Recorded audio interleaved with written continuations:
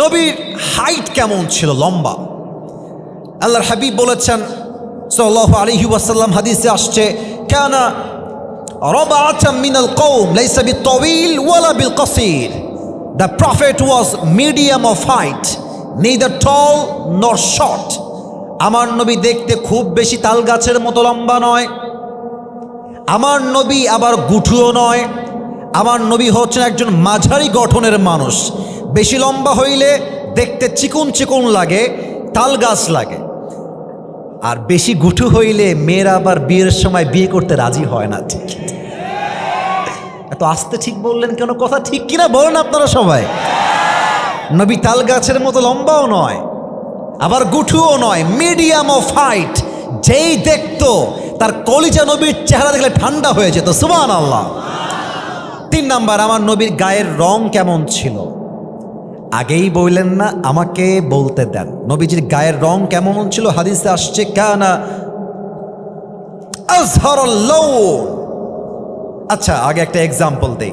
মুরব্বীরা, এই কথাটা আপনারা রাগ করবেন না। আমি কেন বলছি? কারণ এক্সাম্পল যেটা দিব এখন, যদি আপনি আমার উদাহরণটা না বোঝেন, এটা আপনার মাইন্ডে লাগতে পারে। আর বগুড়ার মানুষের কাছে উল্টা পাল্টা করলে কোনো ছাড় পাওয়া যায় না, ঠিক কিনা বলে? আগেই মাফ চাচ্ছি, আমার কোনো বাজে উদ্দেশ্য নেই এই উদাহরণটা দেওয়ার ব্যাপারে। 2টা দেশের নাম বলবো। এক হচ্ছে পাকিস্তান, নাম শুনছেন? কথা না বললে বুঝি কেমন, নাম শুনছেন আপনারা? আচ্ছা, অস্ট্রেলিয়া, নাম শুনেছেন? আচ্ছা, আপনাকে আমি 2টা অপশন দিব। এক, অস্ট্রেলিয়ার একজন মেয়েকে আপনার জন্য পাত্রী হিসেবে দিব, যে দেখতে সাদা সুন্দর। প্লিজ পয়েন্টটা বুঝবেন, পয়েন্টটা বুঝবেন। দেখতে সাদা সুন্দর, পুরো চামড়াই হচ্ছে ধবধবে সাদা, জাস্ট সাদা সুন্দরী। আর একটা হচ্ছে পাকিস্তানি মেয়ে আপনাকে আমি পাত্রী হিসেবে দিব, জাস্ট টু গেট ম্যারিড, বিয়ের জন্য। যেই মেয়েটা শুধুমাত্র সাদা সুন্দরী নয়, বরং সে লাবণ্যময় সুন্দরী। প্লিজ খারাপভাবে নেবেন না, জাস্ট আমাকে বলেন, আপনি একজন পুরুষ হিসেবে সাদা চামড়ার মেয়েকে বিয়ে করবেন না লাবণ্যময় চেহারার মেয়েকে বিয়ে করবেন? লাবণ্যময়। That is my point. আমার নবী দেখতে ফর্সা ছিলেন, বাট সাদা সুন্দর নন। আমার নবীর গায়ের চামড়ার রং ছিল লাবণ্যময় সুন্দর। সুবহানাল্লাহ। অনেকে বলে সাইয়েদনা ইউসুফ আলাইহিস সালামের চেয়ে নবীর চেয়ে বেশি সুন্দর ছিল। না না, আল্লাহর হাবিব বলতেন, আনা মালিহুন ওয়া আখি ইউসুফ সাবিহুন। আমার ভাই ইউসুফ হচ্ছে সাদা সুন্দর, আর আমি নবী হলাম লাবণ্যময় সুন্দর। এবার উত্তর আপনার হাতে, সাদা সুন্দর বেশি সুন্দর না লাবণ্যময় সুন্দর বেশি সুন্দর? আমার নবী ছিলেন লাবণ্যময় সুন্দর চেহারার মানুষ। সুবহানাল্লাহ পড়বেন না আপনারা? এবার একটু আমার দিকে দেখবেন, আমি টুপি খুলবো না, জাস্ট ইঙ্গিত দিয়ে বোঝাবো। এটা আমার মাথায় কি? চুল। চুল বলেন, সেটার নাম কি? আল্লাহর নবীর চুল কেমন ছিল? এই যুবক যারা এসেছ, বোঝার চেষ্টা কইর। 3টা কাটিং ছিল। কয়টা? ভাই আপনারা আওয়াজ তো কম কেন ভাই? কয়টা? 1, কানের ঠিক এই বরাবর, কানের লতি বরাবর, এবং ঠিক কাঁধ বরাবর। এবং যেটা কাঁধ বরাবর ছিল, ও ইলা মানকিবাইহি, এই কাঁধ বরাবর চুলের নাম হচ্ছে বাবরি কাটিং। কি কাটিং? আজকালকার যুবকরা কাটে কেমনে চুল জানেন? মুরব্বীরা একটু খেয়াল করবেন, দেখেন মিলে কিনা।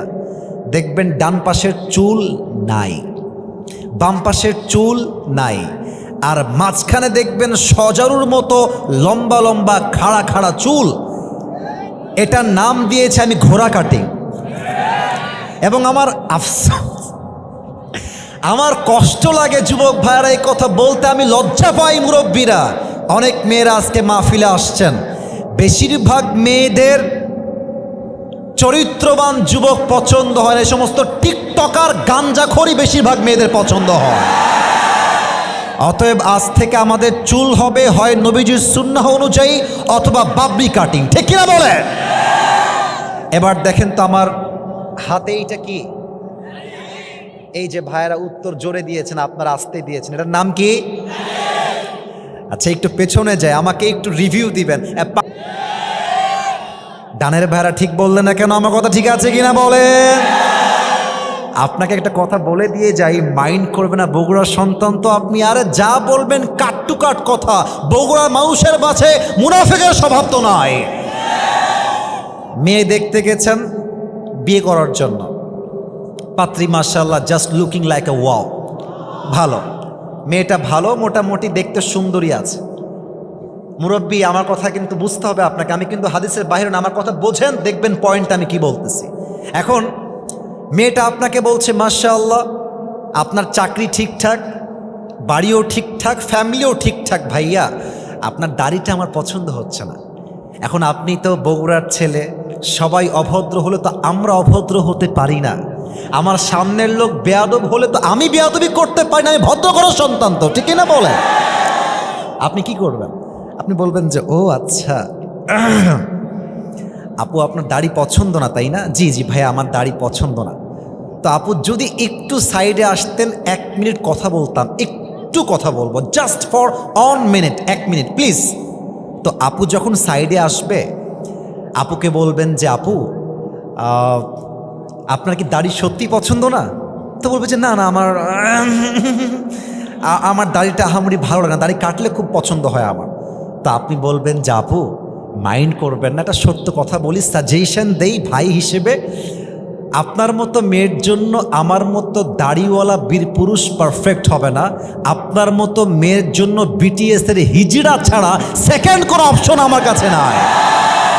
সোজা কথা, ক্রিস্টাল ক্লিয়ার কথা, যেই মেয়ে দাড়ির জন্য বিয়ে করতে চায় না সে আমার বাড়ির বউ হওয়ার যোগ্যতাই তো রাখে না বগুড়ার ভাড়া। এবার বলেন তো আমার নবীর মুখে লম্বা লম্বা চাপ দাড়ি ছিল নাকি ছিল না? আমার নবীর মতো সুন্দর এই তল্লাটে দ্বিতীয় আর কেউ কি হতে পারে? চাঁদের চেয়ে সুন্দর তুমি, নবী আমার কামলি হিওয়ালা, দো জাহানের বাদশা তুমি, প্যারা নবী সাল্লে আলা, দো জাহানের বাদশা তুমি, প্যারা নবী সাল্লে আলা, চাঁদের চেয়ে সুন্দর তুমি, নবী আমার কামলি হিওয়ালা। সুবহানাল্লাহ পড়বেন না আপনারা সবাই? এবার উত্তর চাই, শেষ সাবজেক্ট অর্থাৎ প্রথম সাবজেক্টের শেষ কথার উত্তর চাই। যে হাদিসগুলো শুনলাম শর্টকাটে, বগুড়ার ভাইরা কি বুঝলাম? আমার নবীর চেহারা কি কম সুন্দর না অনেক বেশি সুন্দর? আমার নবী কি দেখতে সাধারণ না অসাধারণ? সেই নবীর উম্মত হতে পেরে আমরা সবাই খুশি না বেজা? একবার দিল খুলে পড়েন সবাই মিলে আলহামদুলিল্লাহ। একটা কাশি দেন, আর একবার তাকবীর দেন, লিল্লাহি তাকবীর। 1 নাম্বার ছিল আমার নবী দেখতে কেমন ছিলেন, 2 নাম্বার কি ছিল কে বলতে পারে? নবীর সম্মান। বলেন সবাই 2 নাম্বারে কি ছিল? নবীর সম্মান। একটা প্রশ্ন করি, দেখা যাক উত্তর কে দিতে পারে। আলেম ওলামা ছাত্র ভাইয়ারা না, আপনারা যারা এসেছেন তারা দিবেন উত্তর। একজন নবী ছিলেন যেই নবী আল্লাহর সঙ্গে সরাসরি কথা বলতেন, নবীর নাম কি? মাশাআল্লাহ, right answer, I got the right answer, মুসা আলাইহিস সালাতু ওয়াস সালাম। উনি যেই পাহাড়ে কথা বলতেন আল্লাহর সাথে, প্লিজ কেউ মাইন্ডে নেবেন না, আমি বাধাবার জন্য বলছি না, সে পাহাড়টার নাম কি ছিল কে বলতে পারে? প্রিয় ভাই রাইট আনসার, তুর পাহাড়। ছোট পাহাড় না বড় পাহাড়? একবার মুসা আলাইহিস সালাম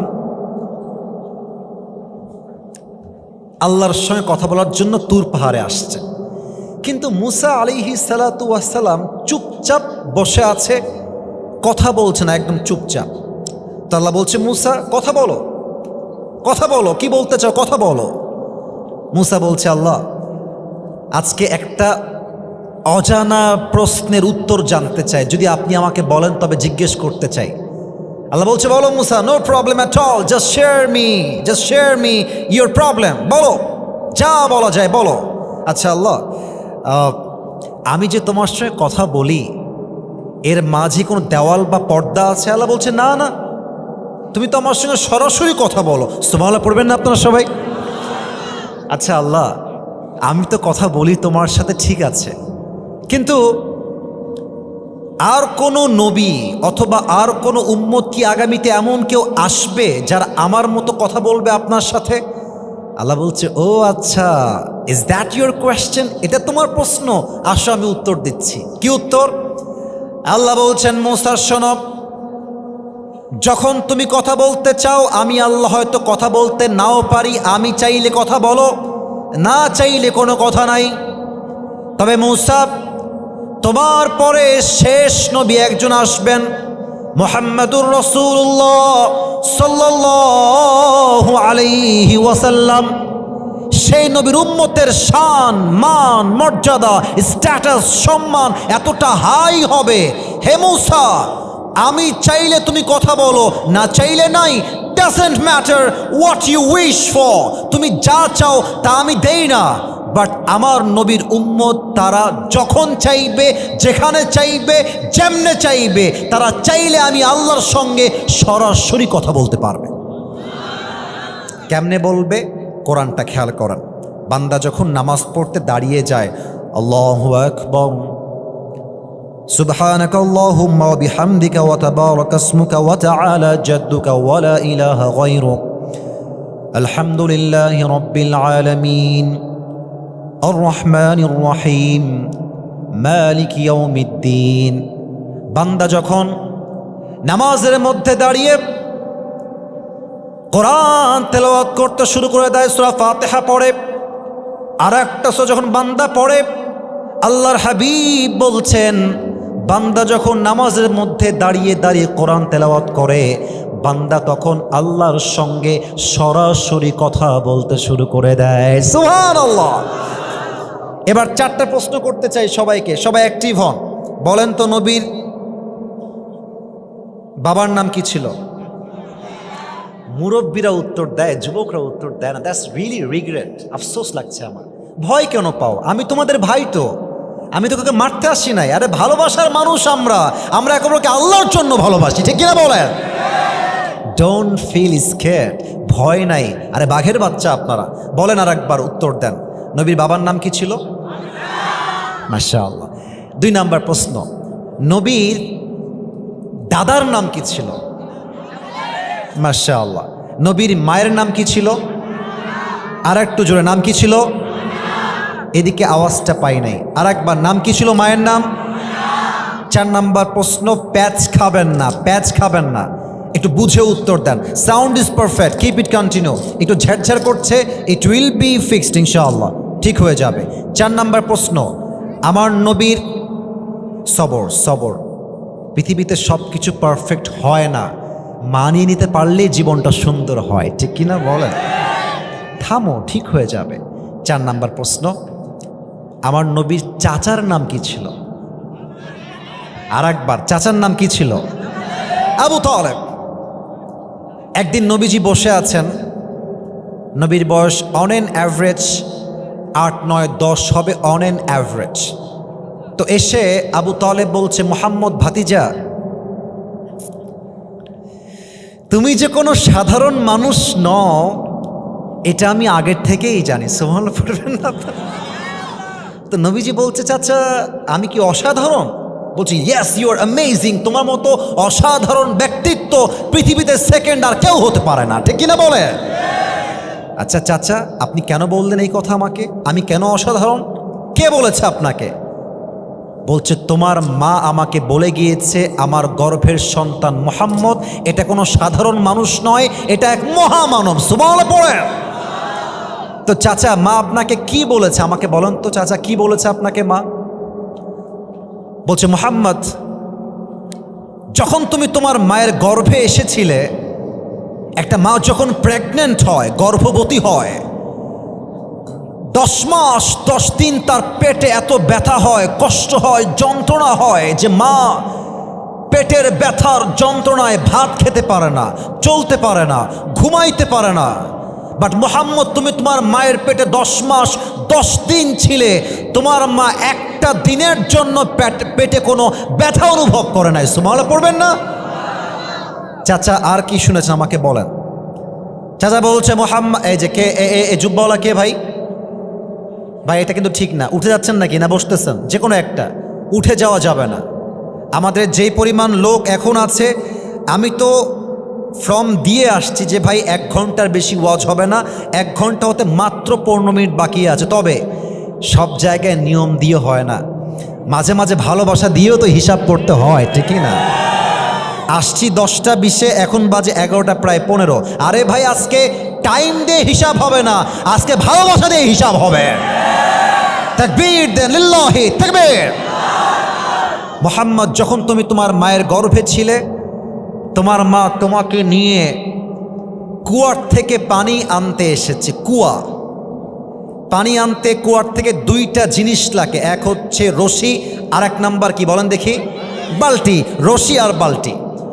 যখন তুমি তোমার মায়ের গর্ভে ছিলে, তোমার মা বালতিও নিয়ে আসছে, রশিও নিয়ে আসছে। বাট সেই দিন কুয়ার পানি তোলার জন্য রশির কোনো প্রয়োজন হয় নাই, কুয়ার পানি নিচের থেকে অটোমেটিক উপরের দিকে উঠে চলে আসছে। সুবহানাল্লাহ। চাচা, আপনি আর কি শুনেছেন আমাকে বলবেন? চাচা আবু তালেব ডাক দিয়ে বলছে, মুহাম্মদ, যখন তুমি তোমার মায়ের গর্ভে ছিলে, তোমার মা রাস্তায় হাঁটতে বের হয়েছে, আকাশে প্রচণ্ড রোদ, প্রখর পরিমাণে রোদের তাপ, মগজগুলো টকবক করে মানুষের ফুটছে রোদের তাপের যন্ত্রণায়। বাট তুমি তোমার মায়ের গর্ভে যখন আছো, তোমার মা যখন বাহিরে বের হয়েছে, সমস্ত রোদ দূর হয়ে একটা ছায়া এসে, একটা মেঘ এসে তোমার মাকে ছায়া দেওয়া শুরু করে দিয়েছে। সুবহানাল্লাহ। চাচা, মুরব্বীরা যারা এসেছেন, দেখেন তো আমার কথা মেলে কিনা। এই গ্রামটার নাম কি একটু বলবেন? গ্রামটার নাম? আচ্ছা, এই গ্রামে যারা এসেছেন, গ্রামের ভাইরা, আমি নিজেও গ্রামের ছেলে, আমি তো প্রাউডলি বলতে পারি গ্রামের ছেলেরা একদিন ইতিহাস করে দেখায়। আপনারা কি আমাকে আগের থেকে চেনেন? কেন বলি আমি, আপনি আমাদেরকে ডাল ভাত দিবেন, আমি খাবো। আপনি আমাদেরকে জাস্ট একটা গ্লাস পানি দিবেন, পান্তা ভাত দিবেন, মরিচ দিবেন, আমি তাও খাবো। আমি পান্তা ভাত খাইতে পারি, মরিচ দিয়ে ভাত খাইতে পারি, আলু ভাজি দিয়ে ভাত খাইতে পারি, গোস্ত দিয়েও খাইতে পারি, আমি চাইলে দিনে 2 বেলা না খেয়েও থাকতে পারি। আপনি আমাকে সাইকেল দিবেন, চলবে, বাইক দিবেন, চলবে, কার দিবেন, চলবে, কিছুই দিবেন না, বলবেন যে হেঁটে হেঁটে আসতে হবে, তাও চলবে। কারণ আমি বড়লোক ঘরে খেয়ে পড়ে বড় হওয়া ব্রয়লার মুরগি নয়, আমি মধ্যবিত্ত পরিবারের সন্তান। আমি চাইলে আরাম করতে পারি, আবার আমি চাইলে মাথার ঘাম পায়ে ফেলে কঠোর পরিশ্রম করতে পারি। আমরা গ্রামের ছেলে, আমরা ইতিহাস করতে পারি, ঠিক কিনা বলেন? এই পয়েন্টটা আসলো গ্রাম থেকে। দেখবেন যে গ্রামে যখন কোনো বাচ্চা জন্ম নেয়, জাস্ট নিউ ব্রন বেবি, একদম নবজাতক শিশু, মুরব্বীরা এটা আমার কথা ভালো বুঝবেন। আমার মায়েরা কোন দিকে আছে? মায়েরা পেছনে আছে, ওখানে কি প্রজেক্টর দেওয়া আছে? সাউন্ড যাচ্ছে তো না? আমার মায়েরা ভালো বুঝবেন। দেখবেন বাচ্চা যে ঘরে জন্মগ্রহণ করে, দেখবেন যে বাচ্চা জন্মগ্রহণ করার পরে, ডেলিভারি হওয়ার পরে পুরো ঘরটা বাচ্চা জন্ম নেওয়ার জন্য দুর্গন্ধ হয়ে যায়। বাচ্চা ডেলিভারি হওয়ার পরে ঘরটা দুর্গন্ধ হয়ে যায়, যেই ঘরে বাচ্চার ডেলিভারি হয়। মুহাম্মদ, তোমার মা আমাকে বলেছে, মুহাম্মদ যেই ঘরে জন্মগ্রহণ করেছে সেই ঘরটা দুর্গন্ধ হওয়া তো দূরের কথা, পুরো ঘরটা মেশকে আম্বরের চাইতে বেশি সুঘ্রাণ হয়ে গেছে।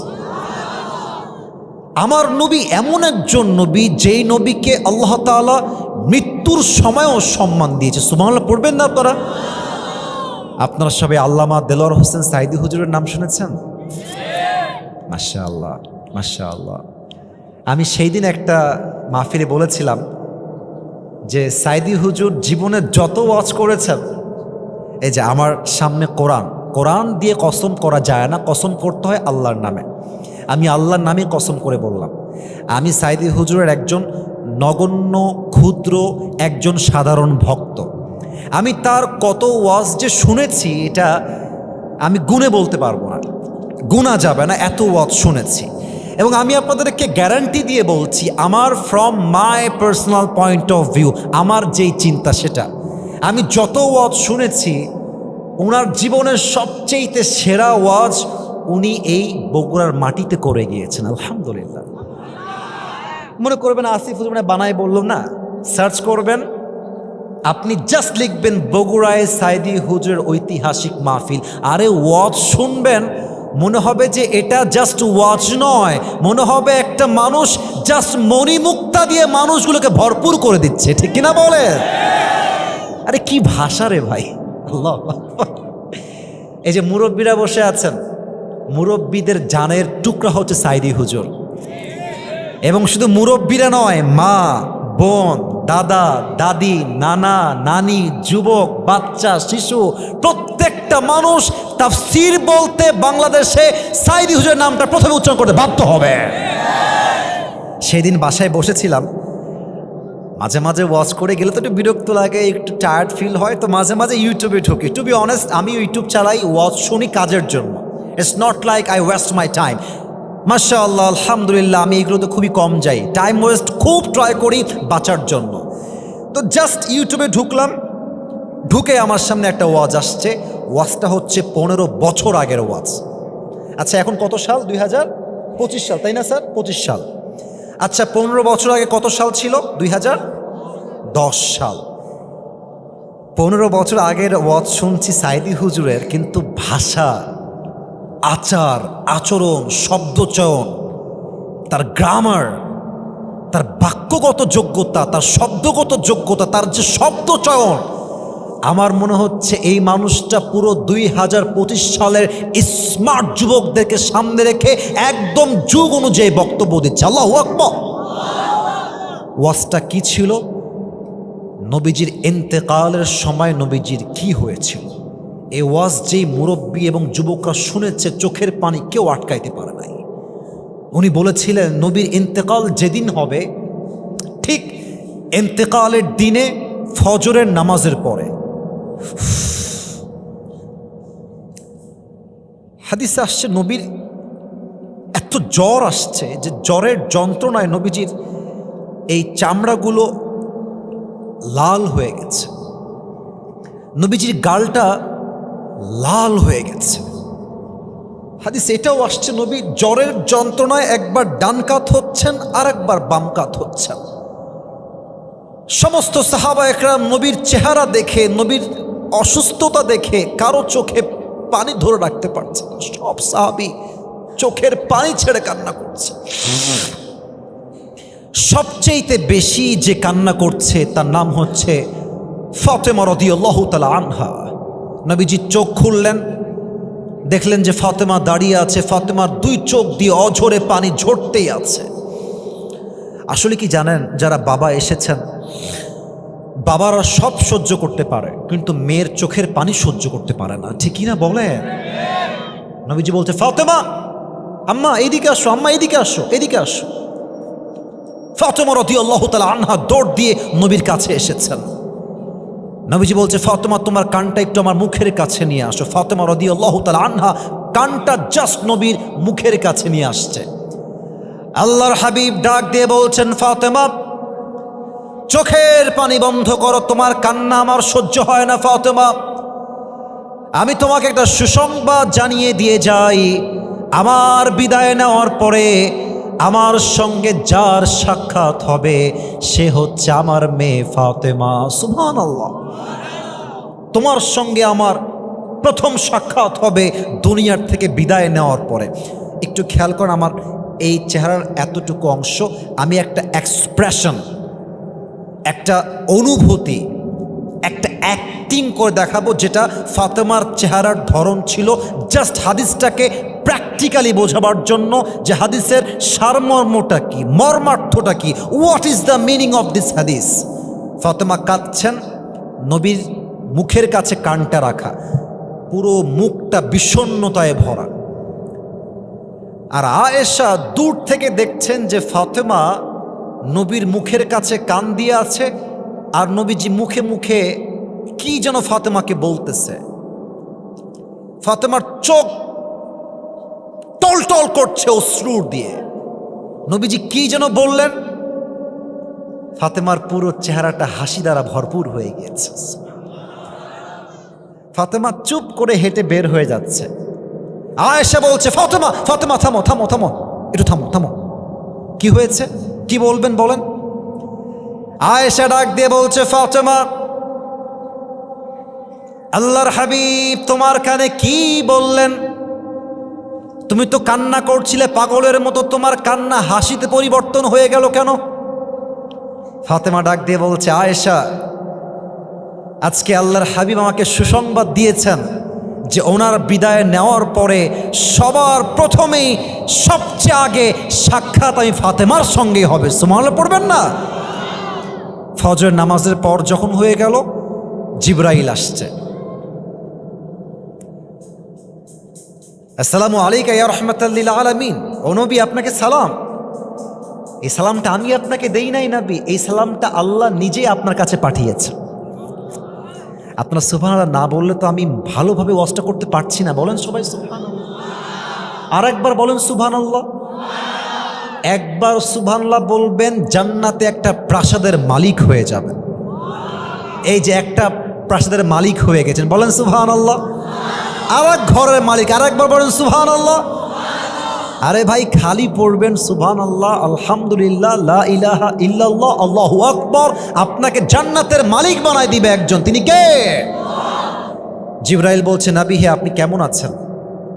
কেমন আছেন নবী আপনি? নবীর গায়ে এত জ্বর, নবীজি উঠতে পারছেন না।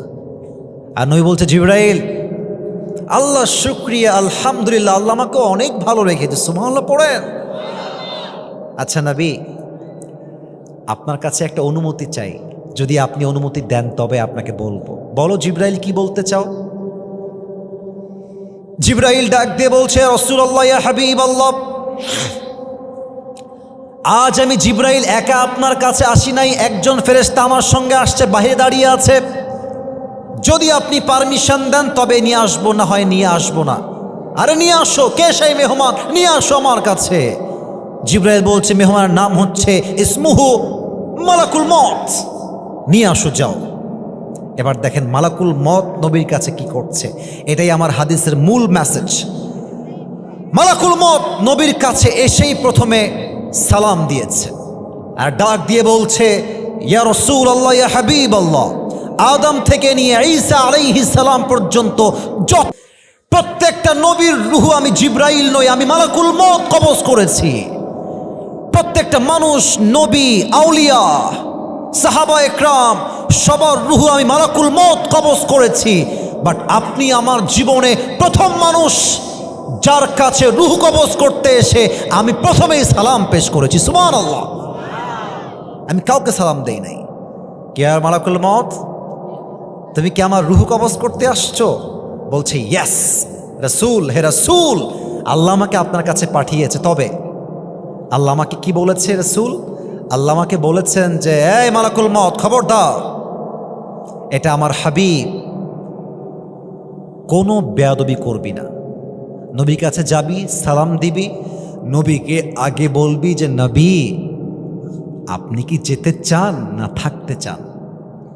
যদি আপনি যেতে চান তবে আপনাকে নিয়ে যাব, যদি আপনি থাকতে চান আপনাকে রেখেই আমি এখান থেকে বিদায় হয়ে যাব। আচ্ছা, আপনার নাম কি? সাদা কালো পাঞ্জাবি মনে হয়, কি আপনার নাম কি ভাই? হ্যাঁ, সালিম রেজা। আর যে মোবাইল, আপনার নাম কি ভাই? শাওন। ধমক দেওয়ার জন্য নয়, এক্সাম্পল দিব। এখানে 2 জন যুবক বসে আছে আর এখানে আরো 8 জন, 10 জন মিলে পরামর্শ করছে সকালবেলা যে, বন্ধু ঈদ তো চলেই গেল, কোথাও তো ঘুরলাম না, চল এবার আমরা কক্সবাজার ঘুরে আসি।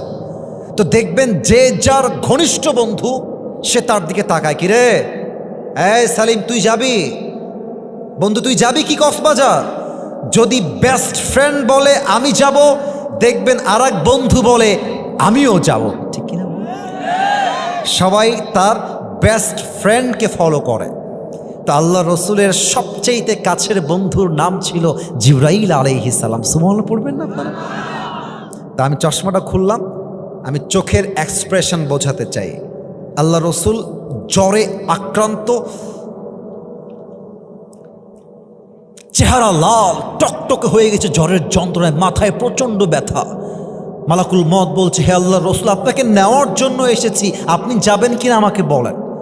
আল্লাহ রসুল চোখটা ওই দিক থেকে ঘুরিয়ে জিবরাইলের দিকে, জিবরাইল তুমি কি বলো, কি করব বলো। এই কথা জিজ্ঞেস করার পরে জিবরাইলের মাথাটা নিচু হয়ে গেছে আর জিব্রাইল বলছে, ইয়া রাসূলুল্লাহ, যদি আপনি আমার থেকেই পরামর্শ নেন, জিজ্ঞেস যদি আমার থেকেই করেন, আমি বলবো আল্লাহ আপনাকে দেখার জন্য আরশে আজিমে অপেক্ষায় বসে আছে। হে আল্লাহর হাবিব সুবহানাল্লাহ পড়ে, আপনি গেলেই ভালো হয়। নবীজি বললেন, ও আচ্ছা, তার মানে আমার সময়টা ফুরিয়ে গিয়েছে, আমার আর থাকা হবে না। আইনা আয়েশা, আইনা আয়েশা, আয়েশা কোথায়? আমার কাছে খুব দ্রুত দৌড় দিয়ে আসো। আয়েশা রাদিয়াল্লাহু তাআলা আনহা দৌড় দিয়ে আসছেন, ডাক দিয়ে বলছেন, মা লাকা ইয়া রাসূলুল্লাহ, মা লাকা ইয়া হাবিবাল্লাহ। হে রাসূল, কি হয়েছে, কি লাগবে আপনার, আমাকে বলেন, আপনি যা বলবেন আমি তাই করতেই বাধ্য। আয়েশা বসো। জি নবীজি বসলাম। কি করব বলেন? আচ্ছা আয়েশা, তোমাকে যে আমি কয়েক টুকরা স্বর্ণ দিয়েছিলাম, কথা কি বোঝা যায় নাকি যায় না?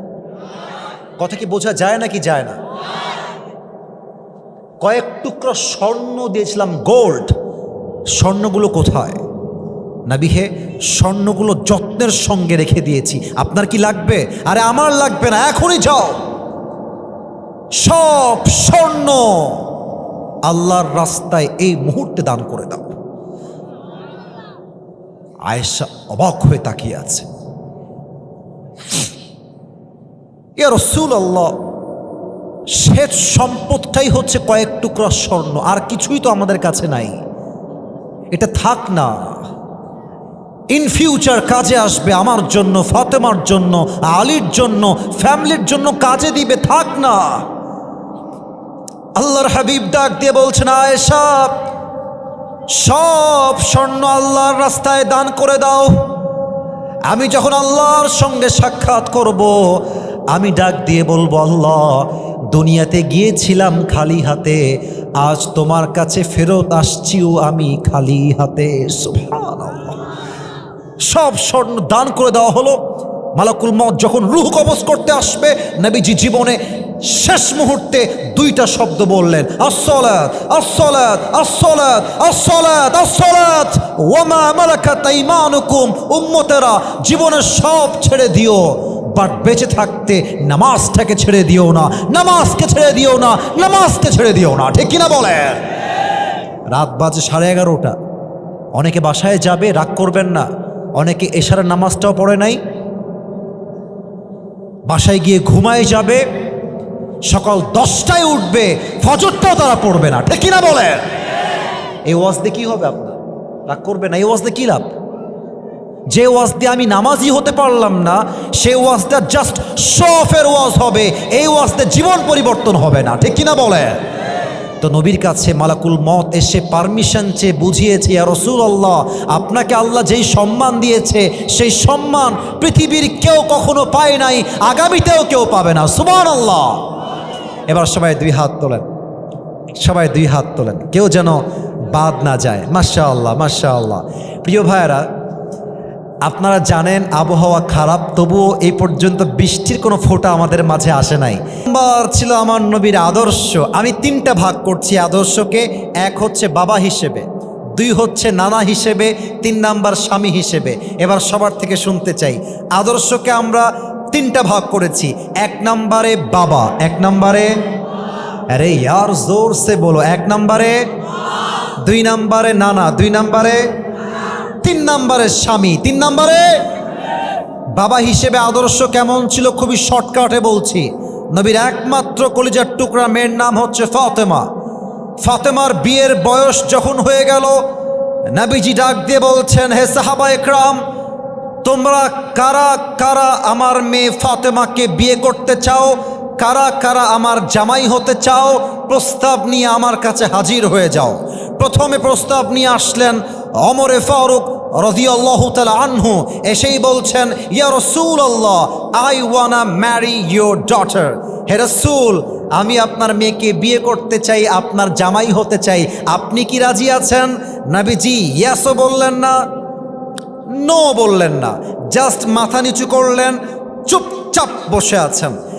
এবার ওমর ফারুক বুঝে গিয়েছে আমার প্রস্তাবটা রিজেক্টেড, আমার প্রস্তাব ক্যান্সেল, আমার কোনো খাওয়া নাই, সম্মানের সঙ্গে বের হয়ে গেছে। আরেকজন সাহাবী আসছে, ইয়া রাসূলুল্লাহ, আমি আপনার মেয়েকে বিয়ে করতে চাই রাসূল, আপনার কি পারমিশন আছে কিনা? আবার নবীজি মাথা নিচে, no yes no no, yes বলেন নাই, নো বলেন নাই, মাথা নিচে। ওই সাহাবী বুঝে গিয়েছে যে আই গট রিজেক্টেড, আমার দ্বারা এই বিয়ে সম্ভব নয়, তিনি বের হয়ে গেছেন। এবার আমার 4টা আঙ্গুল দেখবেন, প্রথমে 2জন সাহাবী আসছে, রিজেক্টেড, তারা বের হয়ে গেছে। আর বাহিরে আরো 2জন সাহাবী আছে, এক হচ্ছে আব্দুর রহমান বিন আউফ, আর এক হচ্ছে আলী রাদিয়াল্লাহু তাআলা আনহু। তো যুবকরা একটু বুঝবা ভালো, দেখবেন যুবকরা আজকাল এত দুষ্টু। আরে ভাই, যুবকদের কথা কি বলবো, ক্লাস 5-এর ছেলে বলছে এটা আমার, দেখবি না ওকে, এটা আমার। ভুল বললাম না ঠিক বললাম? ঘুরতে গেছে মমইনে, বলছে বন্ধু ওইটা তোর, এটা আমার। আছে না নাই? তো বন্ধুরা অনেক দুষ্টামি আমরা করি। তো দেখেন, আলী দাঁড়িয়ে আছে, আব্দুর রহমান বিন আউফও দাঁড়িয়ে আছে। আব্দুর রহমান বিন আউফ বলছে, আলী বন্ধু, এই 2জন তো নবীর কাছে গিয়ে রিজেক্ট হয়ে গেছে, জামাই হতে পারে নাই, বাট বন্ধু আমার একটা বিশ্বাস আছে, তুমি আলী যদি নবীর কাছে বিয়ের প্রস্তাব নিয়ে যাও ফাতেমার জন্য, আমার বিশ্বাস নবী তোমাকে খালি হাতে ফিরাই দিবে না। সুবহানাল্লাহ। আলী বলছে ডাজন্ট মেক এনি সেন্স। আরে তুমি কি কও মিয়া, ধুর, আমার না আছে বাড়ি, না আছে টাকা, না আছে সম্পদ, না আছে বিজনেস, আই হ্যাভ নাথিং। আমার সঙ্গে তো জামাই হিসেবে কখনো মেয়ে দিবেই না। নো প্রবলেম, একটু চান্স মেরে আসো। চান্স মারতে দোষ কোথায়? আরে না না, হবে না। কেন হবে না? এটা যুবকরা বুঝবেন। আজকালকার মেয়ের বাবারা টাকা ছাড়া মেয়েকে বিয়ে দিতেই চায় না। আর মুরব্বীরা, আপনাদেরকে আমি অসম্মান করছি না, আই বিলিভ দ্যাট প্রত্যেকটা মুরব্বী এখানে নবীর আদর্শে বিশ্বাসী। বাট এই দেশে এমনও কিছু মুরব্বী আছে, জামাইয়ের কাছে টাকা দেখলে, সরকারি চাকরি দেখলে বুইরা টাকলার সঙ্গে মেয়েকে বিয়ে দিয়ে দেয়। আলী বলছে আমার তো কিছু নাই, আমাকে তো বিয়ে দিবে না বন্ধু, আমাকে মাফ করো প্লিজ, আমি যাব না। আরে বন্ধু যাও তো, এটা ট্রাই করে আসো। এবার দেখেন মজার হাদিস, এবার আলী আসছে নবীর কাছে বিয়ের প্রস্তাব নিয়ে। তো এই হচ্ছে ফ্রন্ট গেট, নবীজি এখানে বসে আছেন। তো আলী একবার গেট দিয়ে ঢুকে এই পার দিয়ে বের হয়ে যায়, এই পার দিয়ে ঢুকে এই পার দিয়ে, নবীর কাছে আসে না। আরে ভাই, মেয়ের বাপের কাছে বিয়ের প্রস্তাব নেওয়া কত বেশি কঠিন, এটা যুবকরা ছাড়া কেউ বুঝবে না। তো নবীজি বলছে, আলী কি কি এরকম তিরিং বিরিং করছো কেন, আমার কাছে আসো, কি বলবো আমাকে বলো, বসো এখানে বসো। আলী থরথর করে কাঁপছে। ইয়া রাসূলুল্লাহ, একটা কথা বলতে চাই। কি? বলো বলো বলো। বলছে নবী, হে আমি তো আপনার মেয়ে ফাতেমাকে বিয়ে করতে চাই, আপনি কি রাজি আছেন? তো নবী আগের 2বার কিন্তু কিছুই বলেন নাই, একদম চুপচাপ। কিন্তু নবী এবার একটা শব্দ বললেন, আলী যাও ইনশাআল্লাহ। সুবহানাল্লাহ পড়বেন না তো? কিন্তু আলী রাদিয়াল্লাহু তাআলা আনহু ইনশাআল্লাহর অর্থটা আসলে কি বোঝে নাই, ঝামেলা লেগে গেছে। বাহিরে বের হয়ে আসছে, মুখটা বাংলার পাঁচের মতো হয়ে গেছে, মন খারাপ। ইসরে, আমিও ছায়া খাইলাম, এখানে বিয়ে হলো না, আমার মনটা খুবই খারাপ। আব্দুর রহমান বিন আউফ দূর থেকে দেখছে বন্ধু গেল খুশি মনে, আসলো কষ্ট নিয়ে। ব্যাপার কি, বন্ধুর হইল কি? ইয়া আলী, খবর কি, আপডেট কি, আমাকে বলো। আলী বলছে, বন্ধু আমিও রিজেক্টেড, আমারও বিয়ে হবে না, ফাতেমাকে আমি পাবো না। তা আব্দুর রহমান বিন আউফ বিশ্বাস করতে পারছে না, বন্ধু নবী কি কিছুই বলে নাই? বলছে, হ্যাঁ নবীজি জাস্ট একটা শব্দ বলেছেন ইনশাআল্লাহ, আর কিছুই বলেন নাই, ইয়েস বলেন নাই। আব্দুর রহমান বিন আউফ বলছে, বন্ধু তোমার তো মাথায় বুদ্ধি একটু কম দেখছি। আরে নবীর ইনশাআল্লাহ মানেই তোমার বিয়ে অর্ধেক ডান হয়ে গিয়েছে। সুবহান।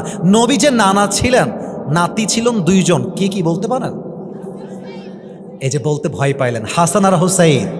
বলেন সবাই, হাসান আর হুসাইন। কয়েকটা হাদিস বলবো, ভেরি শর্টকাট, আর মাত্র 5 মিনিটে শেষ করে ফেলছি। আপনাদের এখানে মসজিদ কোথায় আছে? এখানে এই পাশে কাছেই, তাই না? এখানে। আচ্ছা, দেখবেন অনেক বাচ্চা মসজিদে আসে, মুরব্বীরা রাগ করবেন না, অনেক মুরব্বীকে আমি স্বচক্ষে দেখেছি ধমক দিয়ে থাপ্পড় দিয়ে, অনেক মুরব্বী ঘাট ধাক্কা দিয়েও বাচ্চাকে মসজিদ থেকে বের করে দেয়। আছে না নাই? আচ্ছা, আজকে কয় তারিখ ভাইজান? 6 তারিখ, তাই না? 6 তারিখ না আজকে? আচ্ছা, গত সোমবার আমাদের কিসের দিন ছিল? কিসের দিন ছিল? ঈদের দিন আসলেই আল্লাহ রসুল বাসায় আসতেন, ফাতেমার বাসায়। শ্বশুর আসছে, অর্থাৎ আলীর জন্য তো শ্বশুর, এসে বলতো আইনা লুকা, আমার দুষ্টু দুটা বাবু হাসান আর হোসাইন কোথায়, নিয়ে আসো। ফাতেমা বলতেন নবী একটু থামেন, আমি সাজায় গুজায় নিয়ে আসছি। গোসল করাতেন, জুব্বা দিতেন, চুল সিদ্ধি করতেন, আতর দিতেন। হাসান আর হোসাইন দৌড় দিয়ে আসতো যে এসেই নানাকে সালাম দিব। কিন্তু নবীর আদর্শ এত সুন্দর, দুইটা বাচ্চা এসে সালাম দিবে, ইয়ে তো বহুত দূর কি বাত হে। তারা সালাম দেওয়ার আগেই নবীজি সালাম দিয়ে বসে থাকতেন। সুবহানাল্লাহ। সালাম দিতেন, 2 নাম্বার আমার 2 হাত দেখবেন। 2 জন নাতিকে দেখলে 2 হাত এমনে, আসো বুকে আসো, বুকে ধরতেন, চুমু দিতেন এবং 2 জনকে নিয়ে মসজিদে নামাজ পড়তে যেতেন। একদিনের ঘটনা, নবীজি নামাজ পড়াচ্ছেন ইমাম হয়ে, রুকুতে গিয়েছেন, সুবহান রব্বিয়াল আযীম, তাসবিহ পড়েছেন, সামিআ আল্লাহু লিমান হামিদা, উঠে গিয়েছেন, আল্লাহু আকবার, রুকু থেকে সেজদায় গিয়েছেন। সেজদায় গিয়ে 1 মিনিট, 2 মিনিট, 3 মিনিট হয়ে যায়, নবীজি সেজদা থেকে উঠে আসেন না, সেজদাতেই আছেন। এক সাহাবী ভাবছে কি আবার নবী কি মারা গেলেন নাকি, নবীজি ওঠেন না কেন? তো আমার দিকে দেখবেন, সেজদায় আছে এভাবে, জাস্ট নবীকে চেক করার জন্য মাথাটা হালকা একটু উঠিয়েছে যে নবী ঠিক আছেন কিনা, নবীজি মোটামুটি ঠিকঠাক আছেন না দেখার জন্য। যখন মাথা উঠিয়েছে, দেখছে অবাক করা কাণ্ড, নবী উঠবে কেমন করে, নবীর ঘাড়ের এখানে হাসান আর পেছনে হোসাইন চড়ে বসে আছে। সুবহানাল্লাহ।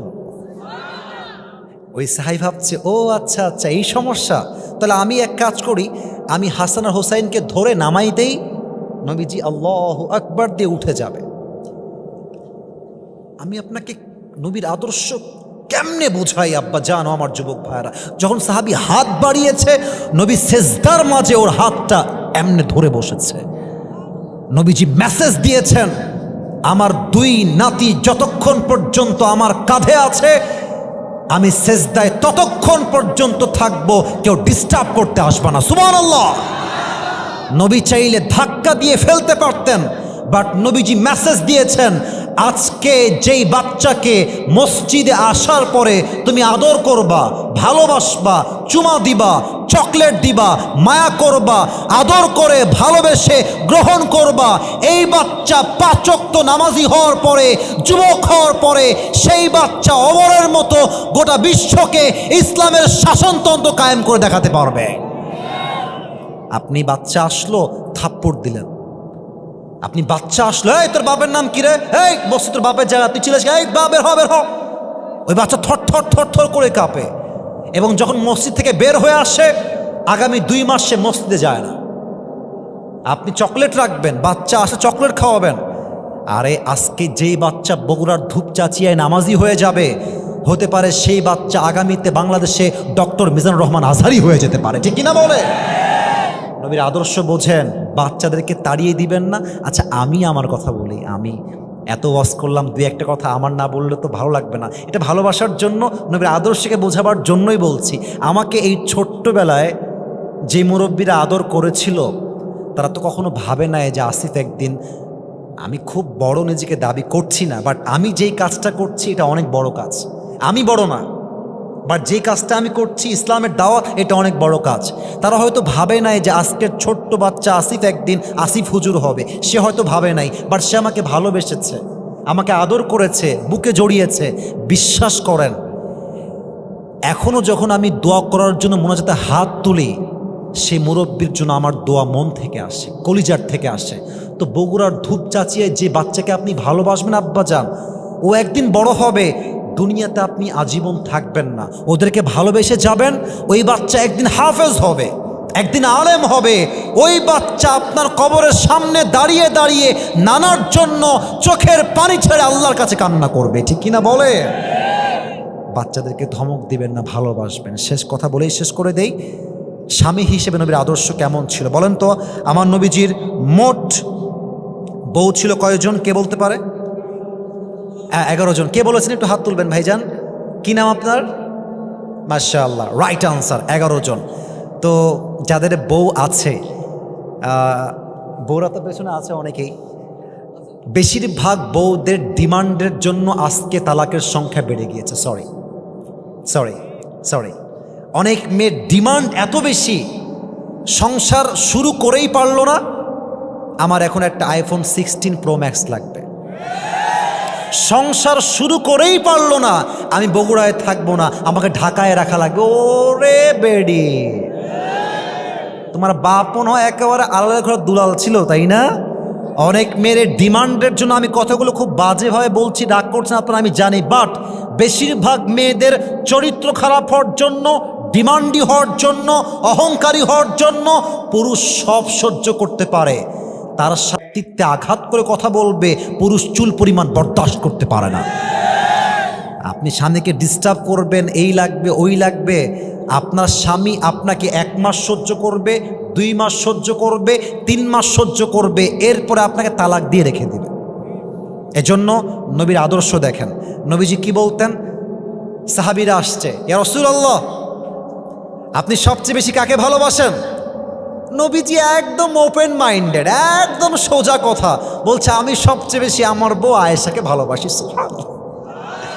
তো সাহাবা একরাম লজ্জায় লাল হয়ে গেছে। নবী বইয়ের কথা আমরা বলি নাই, সাহাবীদের মাঝে কাকে সবচেয়ে বেশি ভালোবাসেন? তো নবীজি আয়েশার নাম কেন বললেন?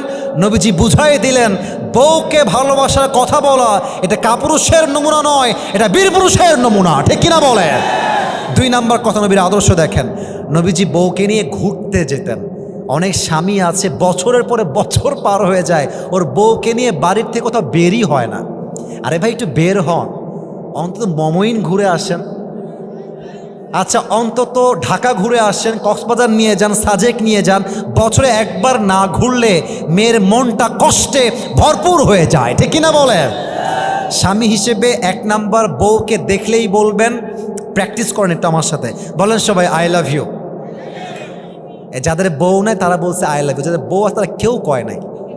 আরে ভাই আমি এটা মজার জন্য বলছি, বাট কথা সত্য, যে তার বউকে বলবে আমি ভালোবাসি, আল্লাহর হাবিব বলেছেন এই ভালোবাসা প্রকাশের জন্য আল্লাহ তার আমল নামায় একটা সাদকার সওয়াব লিখে দিবে। সুবহানাল্লাহ বলেন সবাই, বলেন সবাই আই লাভ ইউ। আর এমনি আমাকে না, বউকে বলবেন আই লাভ ইউ। আর যাদের বউ নাই, বউ যখন হবে, বউ হলে বউকে ভালোবাসার কথা বলবেন, বউকে নিয়ে ঘুরতে যাবেন, আপনার সাংসারিক জীবনে বরকত দিবে একজন, বলেন সবাই তিনি কে? এবার সবাই 2 হাত তুলুন। মাশাআল্লাহ মাশাআল্লাহ মাশাআল্লাহ। আমাকে আই লাভ ইউ বলতে হবে না বাবা, থামো, আমি কথা বলছি। এবার আমাকে একটু ওয়াদা করেন। ওয়াদা করলাম। বামে আওয়াজটা একটু কম পাচ্ছি, সরি, মেবি আমার কানে প্রবলেম হতে পারে, তোমরা হয়তো আওয়াজটা কম দিচ্ছ মেবি। বলেন সবাই, আমরা আজ থেকে নবীর আদর্শের বাহিরে কখনো যাব না। একটু বলেন তো সবাই জবান খুলে ইনশাআল্লাহ। বলেন সবাই আল্লাহ, দিল থেকে আল্লাহ, ও আল্লাহ, আমরা এই বগুড়ার জমিন থেকে, এই ধূপচাচিয়ার জমিন থেকে তোমার কাছে, এটা জাস্ট বলার জন্য বলছেন তা না, দিল থেকেই নিয়ত করেন। বলেন সবাই আল্লাহ, ওয়াদা করলাম আজ থেকে 5 ওয়াক্ত নামাজ। আওয়াজটা কেন কমলো? বলেন সবাই 5 ওয়াক্ত নামাজ বা জামাত আদায় করব। বলেন সবাই আওয়াজ করে ইনশাআল্লাহ। আল্লাহ যেন সবাইকে 5 ওয়াক্ত নামাজি হিসেবে কবুল করে। পড়েন সবাই আমিন। এবার হাত নামায় একটা ওয়াদা করেন, বলেন